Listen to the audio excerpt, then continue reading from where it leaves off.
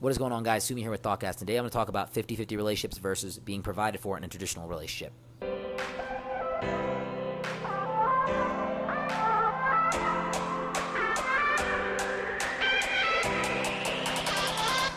A lot of women ask me this question about what type of relationship they should go for. And honestly, a lot of guys go for this as well. When should I not pay? When should I pay? Should I pay all the time? And I'm here to kind of clarify this. Look, first off, there's a lot of people on the internet that give you different explanations on how this is done. There's people that advocate, splitting the bill with the woman and not letting a woman use you for your financial advocacy unless you're married. And there's coaches that talk about a man should pay day one and bring that value. And there's obviously a lot of women that talk about how a man should pay for literally everything and a woman should not do anything. And I'm here to tell you that in theory, all of these are okay. It really depends on what you want in your lifestyle and your ability to net that in a real, statistical, data-driven sense. So let's break it down a little bit. There are a lot of people that will accept the 50-50 type of relationship, especially in the Western world. It's more common to go for that 50-50, I pay for this, you pay for that, and we work together to create a household type relationship. But overseas, there's a lot more of the traditional type relationship. And what you'll notice, a generalistic trend that's not causative but more correlative, is the more third world a country is, the more impoverished a certain standard of living is, the more likely you're able to have traditional relationships, because women typically have less market penetration in the job sphere because it's still focused on infrastructure and more so physically labor-based jobs. Whereas the more first world society is, the more modern these relationships are, especially in terms of financial, shareability. So because there's more opportunity in data-driven jobs in at-desk positions where it's less construction and less physical-based, there's a lot more women in the workforce. And honestly, in certain cases, there's more women in the workforce, not only just because the jobs are like that, but because women are encouraged to work a lot more in first-world countries. And so you have a mindset in first-world countries where people go for a more 50-50 based mindset. You have a mindset in third-world countries where people go for more traditional. And some people in the first world will talk about how it should be traditional, and some people in the third world talk about how it should be more modern, and a woman should carry her weight. And they're both right. What you have to look for in a relationship is a partner that's willing to live the lifestyle that you want to live and that has the same beliefs and goals as you.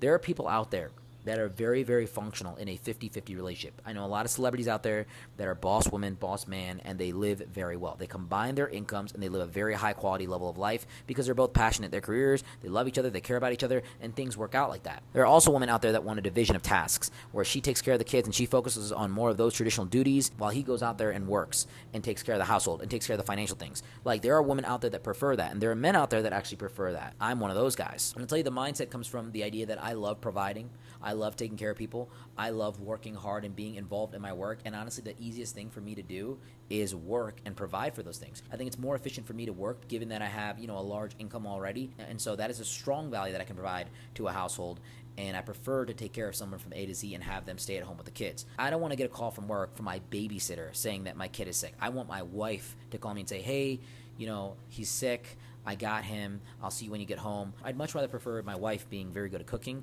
than a chef, because a chef comes in, then they go, and then I have, people in my house, and I value my privacy very heavily. I'd rather have my house just be me and my partner and, people that need to be there at the time. Like right now in my lifestyle, I work a lot of people are in and out of my house all the time, and one day I would appreciate, my household just being my household and just being me and my wife. So if I had to choose, I would rather have my wife cooking the meals and taking care of things in the house than somebody coming in. And so to allow her to do these things, I'm going to provide a more traditional role. But here's the thing, it's totally fine if you want a chef. It's totally fine if you want to split the bill with your wife. And look, at one point in my life, I had a girlfriend that took care of things for me because I was struggling. She saw what I could be one day, and she believed in me. And so she always invested in me. She always put money down in case I needed something. There's times where my dog didn't have dog food and I didn't have the money for it, and she would go and buy that. I remember getting furniture in my house for the first time because she was willing to get me furniture because she wanted me to have a nice place. And I really appreciate her for that. And the big thing I want you to understand is that she was willing to do the 50-50. She just knew she had to step up and kind of help me out in the situation because she loved and cared about me and she didn't want to see me suffer. There are some women that won't do that. There are some women that will leave a man and immediately abandon him because he doesn't have that financial stability. There are some women like her that will stick around and say, hey, one day you're going to help me out and we're going to work together and we're a partnership and we're a team and we're going to make it work. So it really depends on what your partner wants. I don't think it's malicious to be in a 50-50 relationship because you're still splitting things 50-50. You're still living the same way that you want to live, and you're still engaging with the opportunity and chemistry with another person. It's not about you saving money, and it's not about you spending more. It's still 50-50. You're still taking care of your half per se. And I don't think it's bad to be in a traditional provider type relationship where, you're getting taken care of because you're probably bringing another level of value. What it really comes down to is the level of value that each partner is bringing. A person can bring you value outside of the financial stability. And sometimes the value a person can bring is allowing you to create that financial stability by being a supporter, by being a motivator, by being someone that enables you to live your lifestyle because they take care of other things for you. That is what relationships are about, coming together in that organic partnership. And this is what I preach in pretty much every video I talk about and everything that I do and in all my podcasts and in all my videos. I talk about how it's an organic partnership, not you guys coming together in some kind of transactional sense. Moral of the story here is don't listen to all the people that are very opinionated about what type of relationship you should have. There's a lot of people that talk about how men should provide. And on the extreme ends, there's women that talk about how to finesse men and use men. And this is the type of relationship that you want to be in, these sugared baby type relationships. And I'm here to say, that's okay as long as both parties are consenting and know what's going on. I'm being real with you. There's a lot of people on the other end that talk about how, a woman should carry her weight. And we live in a modern day culture where women make just as much as men, if not in some industries, make more. And that's also okay as long as both people are consenting. Because there are situations where women will make money and they'll say, yeah, I make a lot of money. I don't necessarily need my man to make money because I'm making tons of money already. And I just want a man that's good, honest, loyal, trusting, and can take care of things for me and be that security and stability that I need emotionally, physically, and all the above. And that's okay. I've seen both ends of the extreme. I've seen the middle. As long as people are consenting and share the same belief, this is going to work. At some point in your relationship, this might change. And you can have a conversation with your partner. And hopefully that conversation is not too delayed where one person is on one extreme and the other is on the other. But realistically, when you start looking for partners, you want to make sure that you can identify if this person is living the same kind of mindset that you are in terms of what the style of the relationship would be.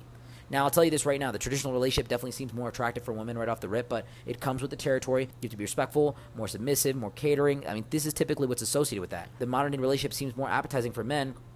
Save money, but your woman is going to be less likely to listen to you. She's going to engage in more modern concepts such as posting provocatively and going out and doing all these things. And some of you don't want that. Some of you want your cake and you want to eat it too. There's got to be an equal trade-off with this stuff. At the end of the day, do whatever that you think is best for you.